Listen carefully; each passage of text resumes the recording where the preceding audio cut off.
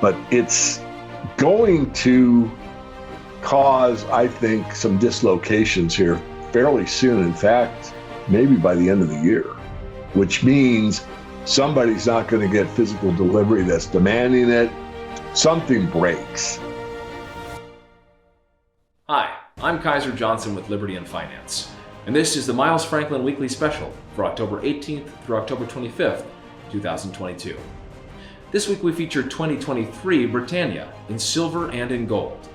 Though the UK's Royal Mint has finalized a portrait of King Charles III and has started minting commemorative coinage with his image, the Mint made the unexpected choice to issue this first run of 2023 Britannia still bearing the portrait of Queen Elizabeth II.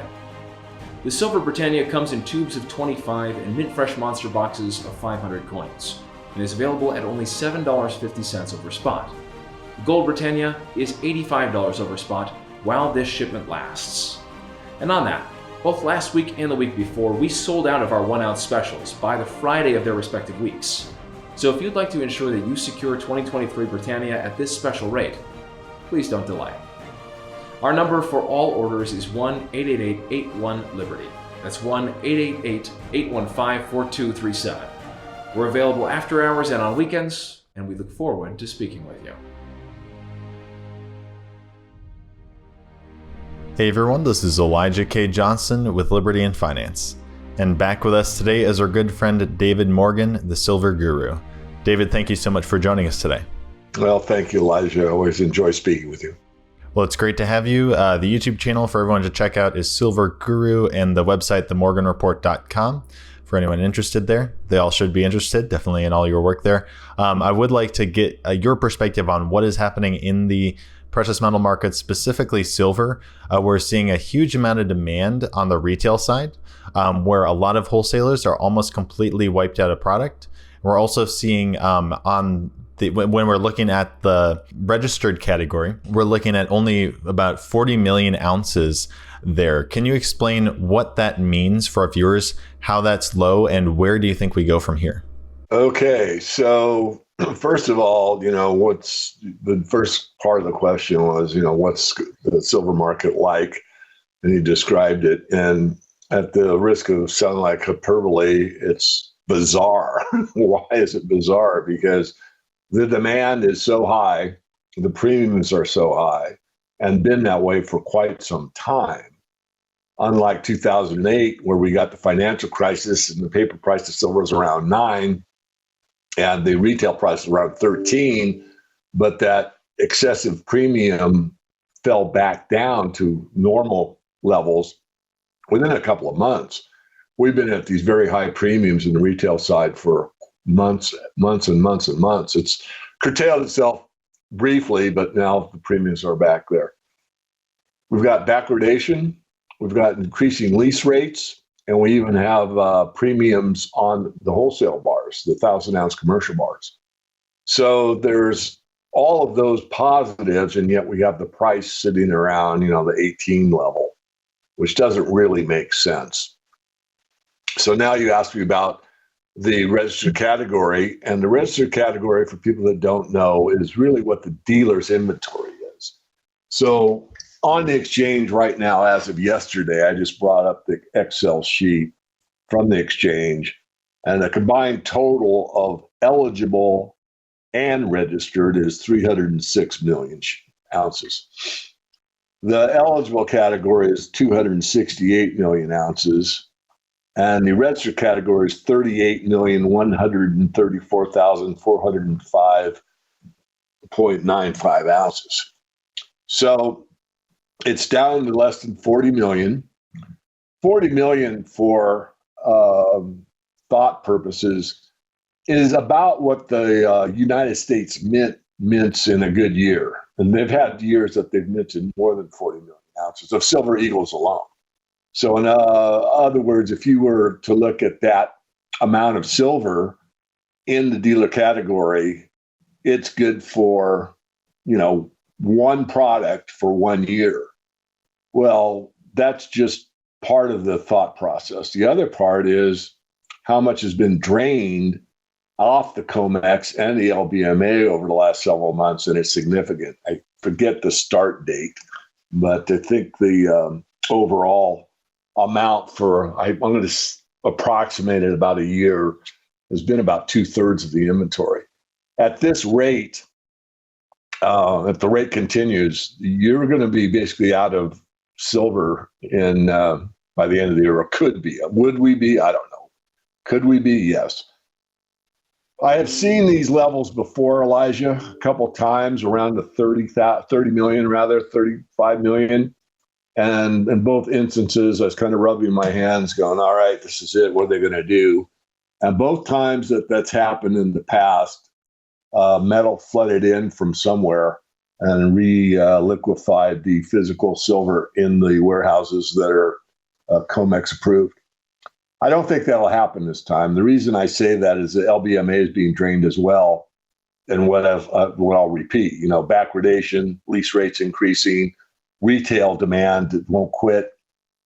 So I think that the CME group that runs the whole shebang is probably sweating a little bit, if they're even aware of it. I think they have to be. So did that answer your question? The other part I didn't mention is the eligible category, which is the lion's share of it, is long-term investors such as yours truly that really don't want to use a private vaulting facility. They're very happy with the Delaware Depository, which I've recommended in the past. I know John Potts founded it. I've been through the whole facility. It's top notch.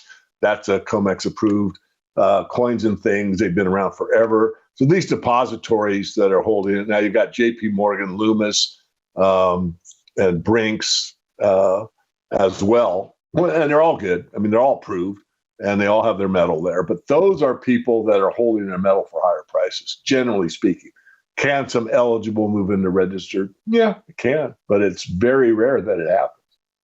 So it sounds like what you're saying is this amount, the 40 million, you've seen levels in the registered category lower than that, but you haven't seen all these factors coming together at once, where it's the registered category being that low, and also metal being drained from the LBMA, and also the retail demand, and also backwardation. So why is it so significant can you explain the significance of all of these things coming together at once? Well, all those are, one alone would portend extremely high, higher prices and a mismatch in the supply-demand fundamentals.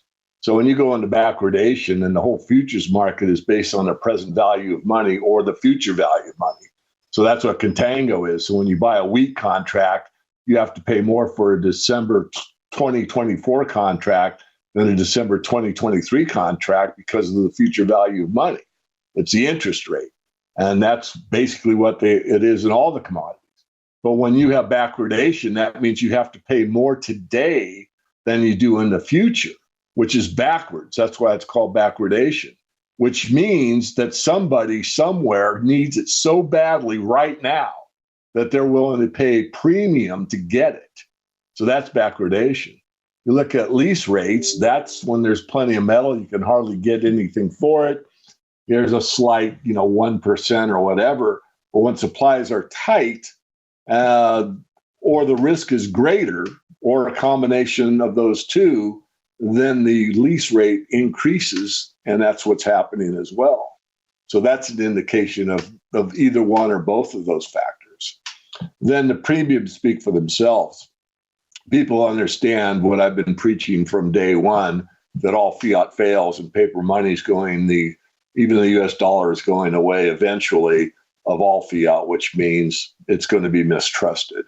And people, maybe not to the point of it's going to the Zimbabwe heaven, but it's going to be an issue with most people that they rather own something rather than dollars. And that is a very complex issue because it's such a complex system that you have areas like real estate or stocks or bonds or whatever that are going down, and that's deflationary, at least perceived to be. And then, of course, the stuff we really need, like food and energy, keeps going up. So I'll leave it at that. And the last is the commercial bars. The wholesalers are getting squeezed because they're having to play the paper market to try to maintain some profitability, and they've got clients that are screaming for product. And if they don't have the base metal, I should say base metal, they don't have the commercial bars to make the end product, like a planchette or a coin or a wafer or mesh or shot or all these things that go into the commercial side of the silver market, they're in trouble. So that's what I'm saying. I mean, it's bizarre. I'll repeat the word I started with.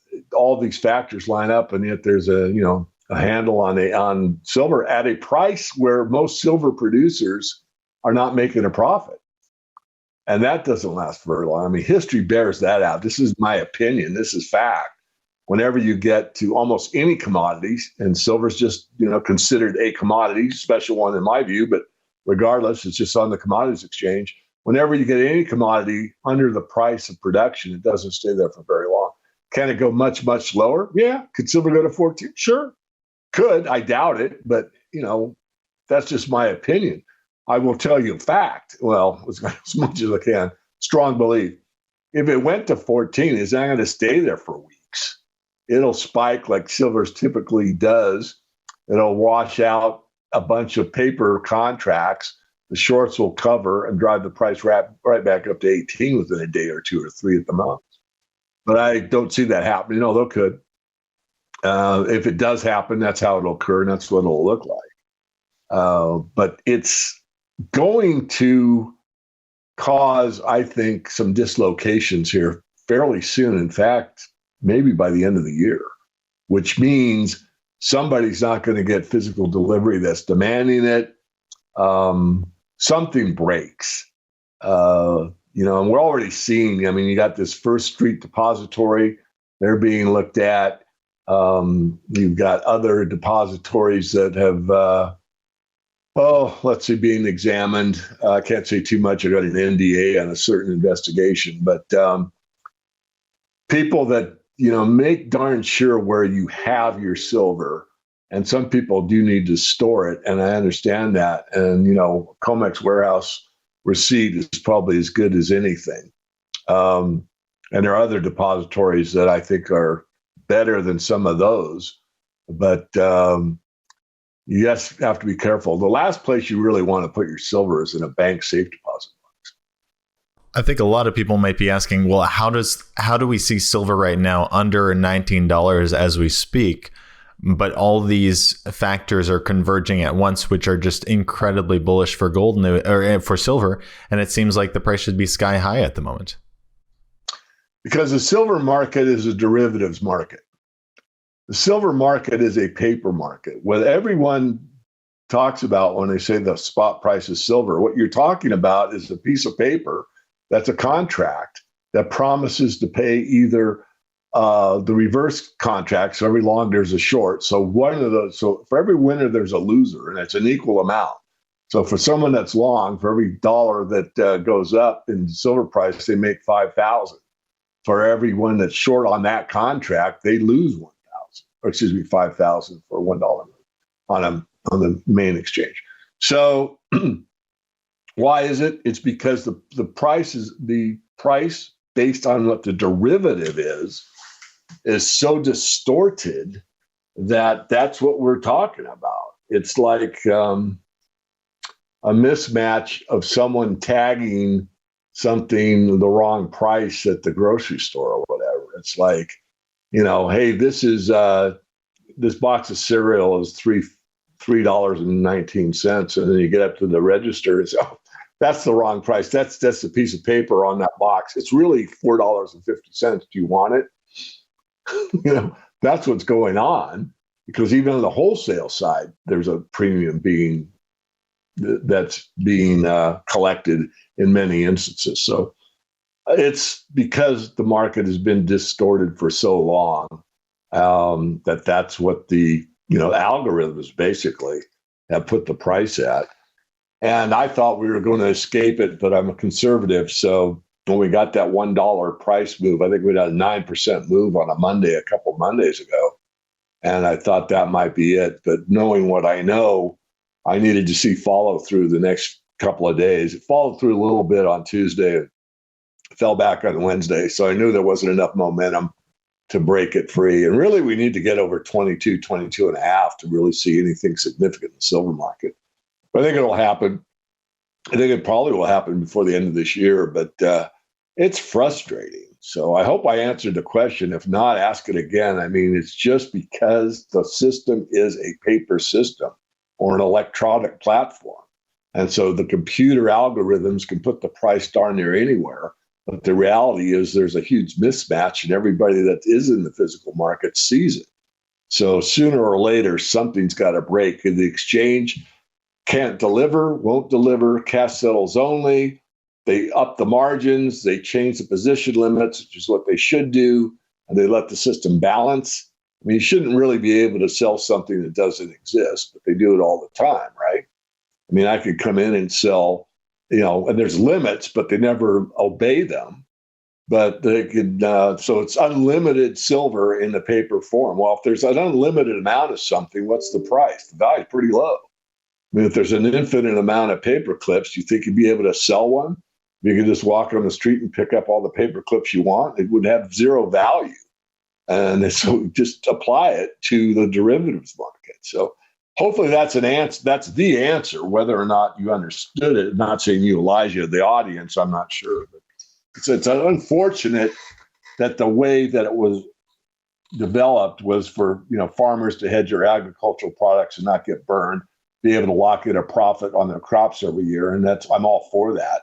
The problem is it's the tail wagging the dog now, with the derivatives market setting the price rather than the commodity itself. And that in itself is against commodity law, really. They're not supposed to allow the actual underlying derivative set the price. They're supposed to be derived from the physical product, whether it's wheat, soybean oil, or silver. And it is the physical product right now that so many people are demanding, and industry needs. Industry can't use paper contracts. They actually need, at the end of the day, they need the physical metal to make the products and electronics and everything, solar panels, all that. So it seems like what you're saying is this has to end, just because people are demanding the physical right now. It will end. I'm not sure exactly how, but we've had examples. We've seen the nickel market blow up in March. We've seen the palladium market go stupid crazy. I mean, the palladium market, it broke through, I think, 200 or 300 and went up to 1,100.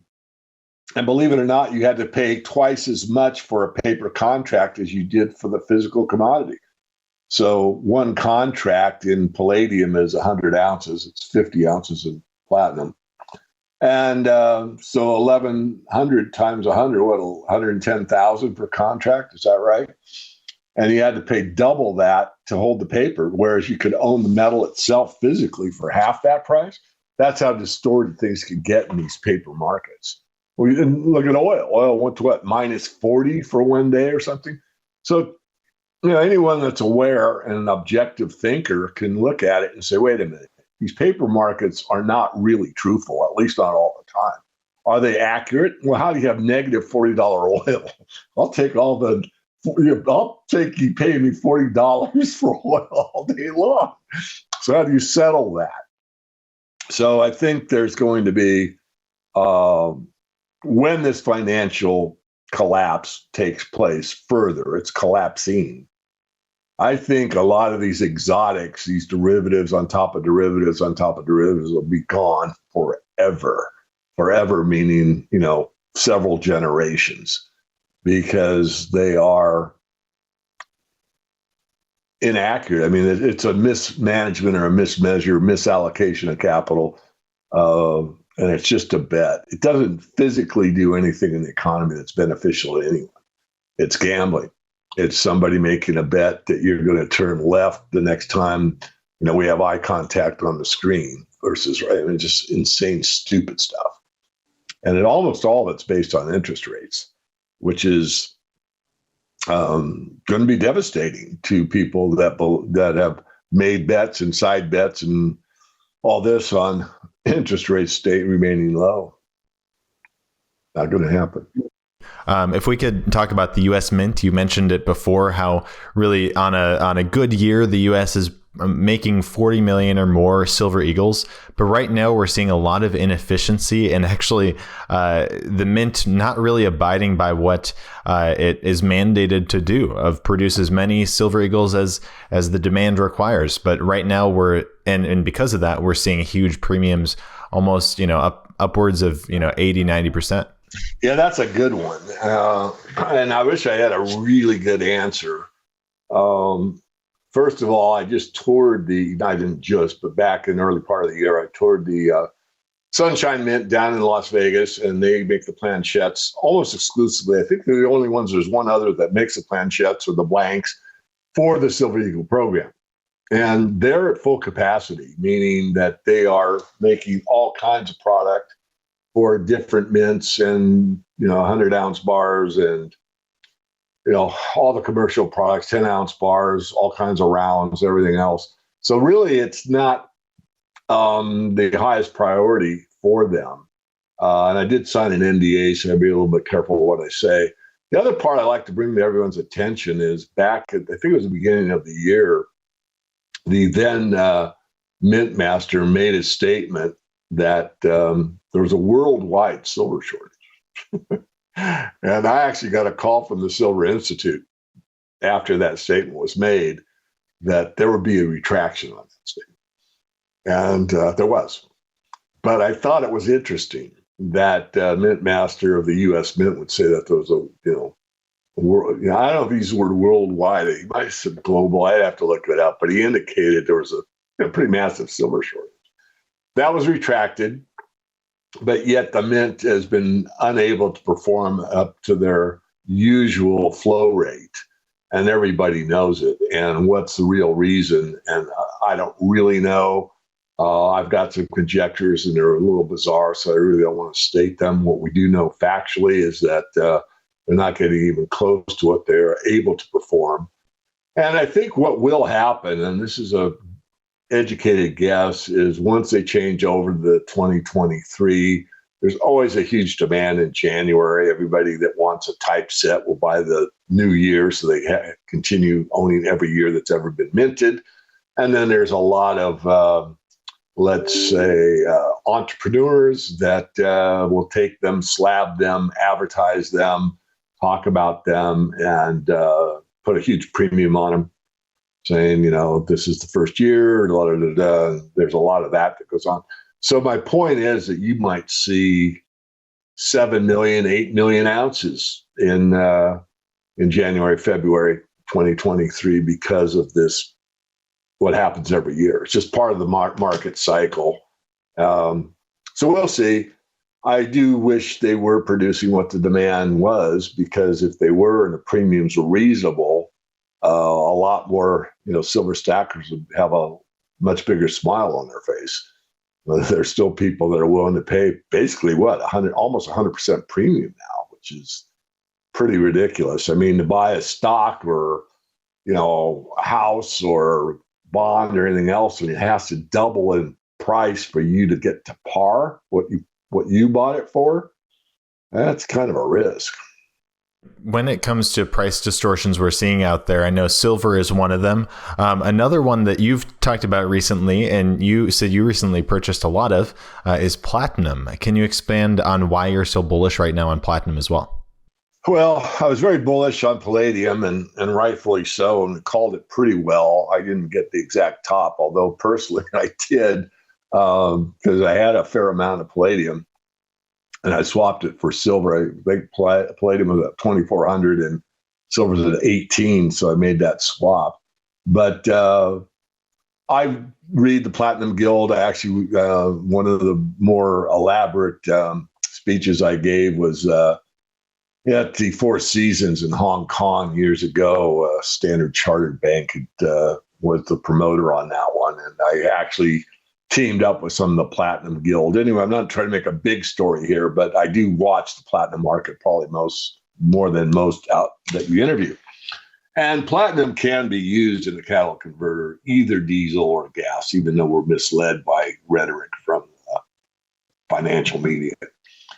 So the Platinum Guild has basically said this is going to take place. Now, it really hasn't taken place that much, but platinum usually sells for a higher premium than gold, or is above gold in price. It hasn't been for years.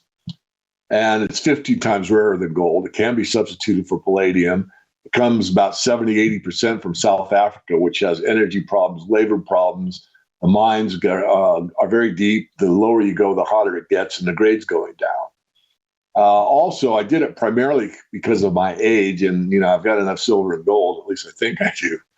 And platinum is a diversification, and I also thought it was the best conservative play as far as downward price protection, meaning 850 looked like the bottom to me. I don't think there's much downside at all. Upside, I think it will outperform gold, meaning I think it'll get on par with gold, which means I'm buying my gold at 850 rather than today's price. What is it? I don't even remember, 1,700 or something.